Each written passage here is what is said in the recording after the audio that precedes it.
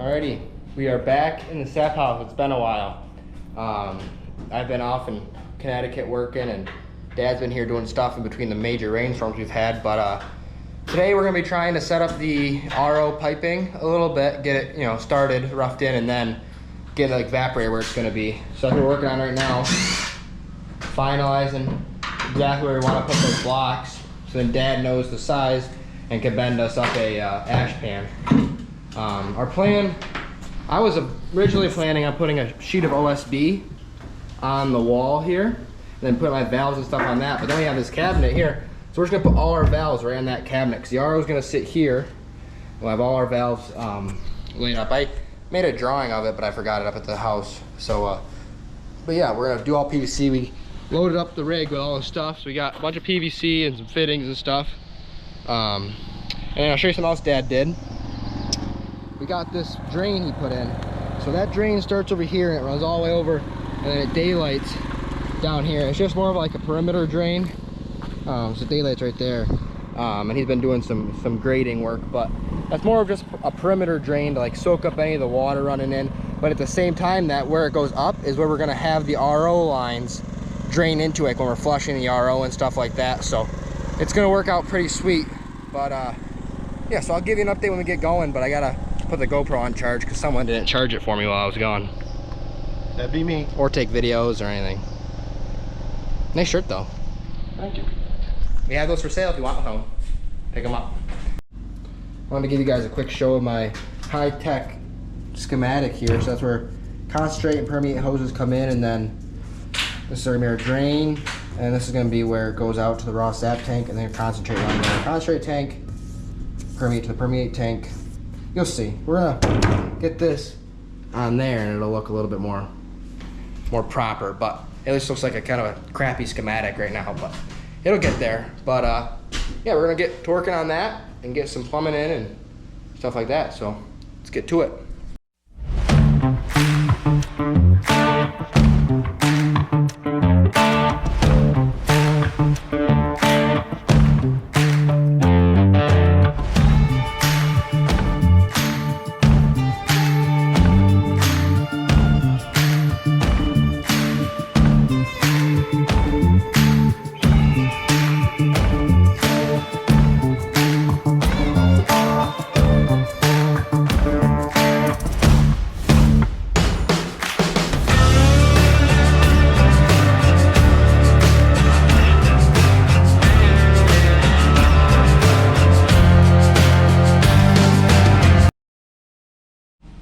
Alrighty, kind of got the evaporator set up a little bit better. I didn't show you that before we start working on the PVC, but see, it looks a lot nicer. And then Dad's gonna have a nice ashtray under there so we can just pull the ashes out and everything. I don't know if I ever showed you this, but we got to get 2 new grates. These ones are the outside grates, but the edge rusted right off. It just had been a long time since this has been used. It's been 10 or 15 years, I think, since they last boiled in this thing. But I don't know the last time we showed you this, but now we're gonna draw off on this side. Float box here. We got it cleaned up real nice down at Pop Harrington's. Huge thanks to them. Harrington Maple Products. But we got ourselves a new thermometer dial. It's gonna sit right in there. I got some new valves and stuff we gotta hook up yet. But one really cool thing, which is underneath this board, I'll get it out in a second and show you. We got a pretty cool item at auction, Dad did. So I'll show you that in a minute. But before that, here's the setup Dad and I came up with. So there's the schematic I was talking about and everything. And this is kind of what we came up with for now. It looks a little bit odd, but I think it's gonna work. So here's your permeate water inlet from the RO. This is all gonna be sitting up on here. We got it kind of drawn out. Permeate water goes in here. Concentrated sap goes in here. So we got it set up where the valve comes to a drain. So if we were gonna be flushing the RO, we can put the flush water goes in both of these out of the RO, and we can shut this valve, which sends water or sap up to the concentrate tank, and shut this valve, which sends water out to the permeate tank, and then open both of these valves, and now it's funneling all our bad flushed water out and into it. We're gonna put a hole in the floor and go out into that drain that Dad had put outside. So we only have one hole through the floor. So for this one, we're gonna go straight up and out through the rafter above the cabinet there. We're now talking about having one tank, the raw sap tank there, and the permeate tank right next to it. We were gonna put the permeate tank down here, but we're thinking we're gonna stack wood over there. So to have me walking through here with wood and a tank sitting there would be no good. So might put both tanks there and then just run up one pipe from the tanks straight into the building, and then tie the two tanks together, tie the inlet tanks, or the inlet pipe rather, through the building as only one pipe. So again, we have one pipe coming in, one hole going out for the drain, one hole in for the inlet. So that way you just go out, turn the valve off for the raw sap tank, turn it on for the permeate tank, and now you can run your flush system. But that's what this valve here is gonna be. So when we don't wanna be sending sap up to the concentrate tank, we wanna send it back to the raw sap tank, because the RO is pretty good. We can get like 4 or 5% on one pass to the RO.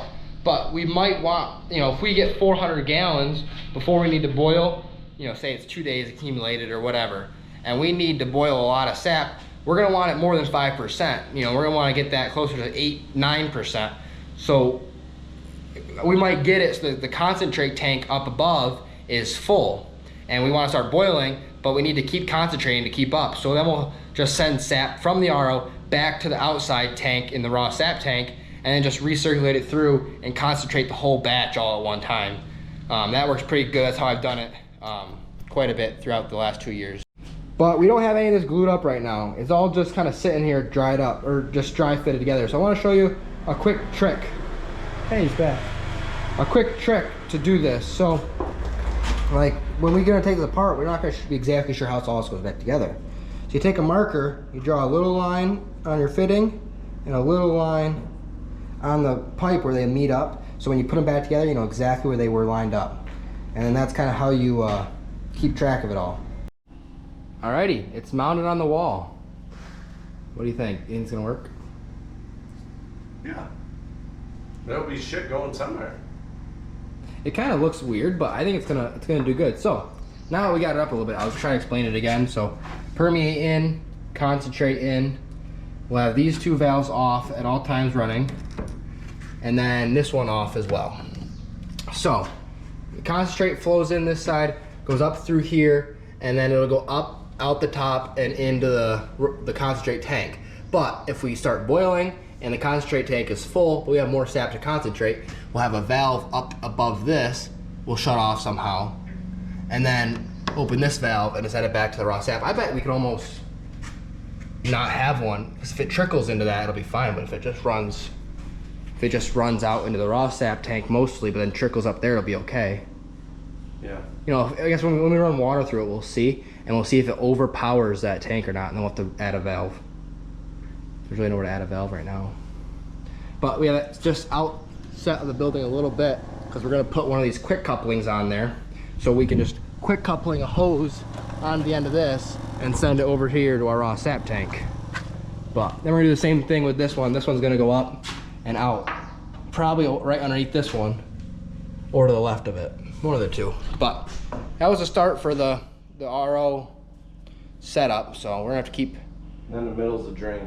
Yeah, middle is the drain. So like when we're flushing it, we'll shut this valve off, shut this valve off, and shut this valve off. And then these two will open, allowing all water going into the system, like into the RO, right back out and into a drain that goes out the floor into that pipe you did outside. So, I mean, basically, Yeah, it's basically the same. basically identical. I mean, Yeah. could have done better if I tried.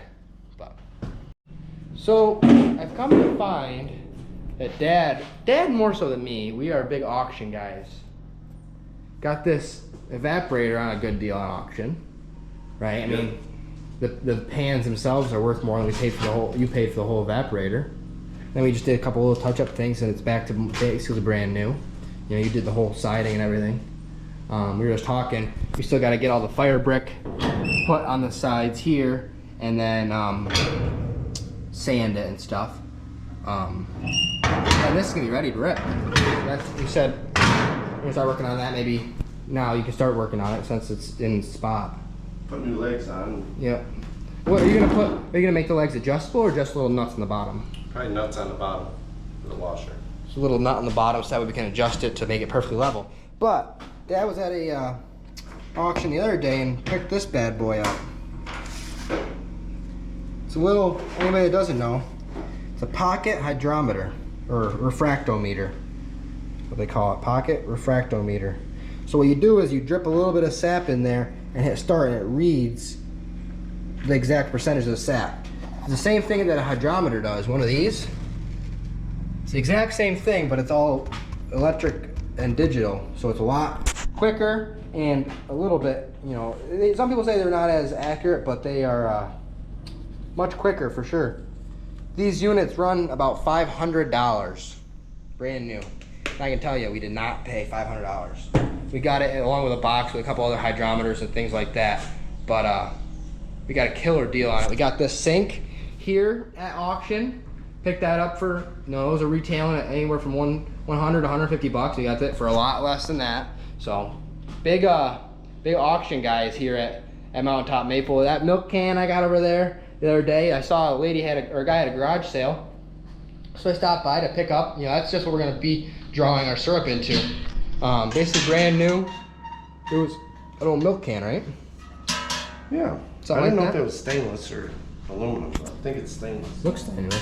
Anyway, I pulled in to pick it up, or asked the guy if it was for sale, and there was a lady there buying all of the stainless steel stuff there. I happened to know her, and she's like, "Oh yeah, you take that one. I have no use for it. I was just gonna buy it because it was with the rest of them." So got that as a gift. So this cabinet is all given to us. So it pays to know people. I've learned that in life. You gotta do good experiences, you know, broaden your horizons in life, and it pays to know people and keep people on your good side, because they help you out with a lot of things. You know, if I've you know burned bridges in my life or whatever, and those people don't like me anymore, well, they're not going to give me the free stuff to help me out, like that cabinet or that little bucket. So there's little things like that. You gotta always keep people on your good side. But yeah, so that's gonna be the last for today. We got quite a bit done. Might try to bring the stove in tomorrow, see if we can get some help. That thing is heavy. But yeah, so we're excited. See what the rest of the year entails. Alrighty, I'm sitting here editing this YouTube video, and I realized I never filmed any of the us moving the old stove in. So I had Dad. He took a quick iPhone clip today of the stove in place, but we so the day after recording, I recorded this on Saturday. And Sunday we had friends come and help us move in the new stove. So that was a huge help. That stove is stupid heavy. We got a couple good buddies that are pretty reliable, and will help us do almost anything we need done. I'm sure you'll see them on the channel as maple season rolls around. The one buddy, he makes syrup himself, so he'll be around checking out the operation, helping us. I'll probably be running the RO for him again. It's the same guy I ran it for last year. But yeah, I wanted to also, while I had a second here, tell you kind of my backstory a little bit. So right now I'm living in Connecticut. That's where I am right now. I'm at my house in Connecticut. I recently took a job here, working on a farm. It's a little different farm than, you know, back home in New York, but it's great. I'm loving every second of it. But it makes this maple thing pretty tricky. So that's why I'm very grateful for everyone that's back home helping me out, supporting us through all of this and all that. Dad's been a huge help. I know he'll see this, so thank you, Dad, for all you do. I don't say it enough. But yeah, I want everyone to bear with us. We're doing our best with the YouTube and keeping everyone updated. I know everyone's not, you know, super involved with it, but we're doing our best to keep everyone, you know, showing everyone how it goes and everything like that. So we always thank you all for all the support, and we're gonna continue making the videos, hoping through the next maple season, as we start boiling and stuff, maybe we pick up some more traction, get some more people entertained and enjoying the content. But we're gonna keep making the videos, keep grinding for you guys. So thanks for watching. I'm gonna roll the video clip that Dad took And that's going to be all for today. So thanks for watching. See you in the next one. All right, well, as Bennett said, we got this kind of set. I got to build an ash pan, get some legs built for the back with adjusters. He did that. Got the sink kind of ready. And he forgot to show that we did get the old stove up here, so that fits in there pretty nice. We're gonna look to finish on that and bottle possibly as we get going. But as of right now, we'll probably heat up some water on it. This shuts down, so it kind of becomes a shelf. But yeah, it fits right in there, pretty cool. So that's what we'll do with that, is hook it up to propane over here, and yeah, we'll be finishing on that. Got to get our steam hood up, get our plumbing in here once we get our head tank up. But it's looking like we might be ready. Might be ready to go. Starting to get a little pile of wood, as John says, a baby pile, but hey, you got to start somewhere. So it's raining today. It's the 1st of July, but yeah, we're moving forward.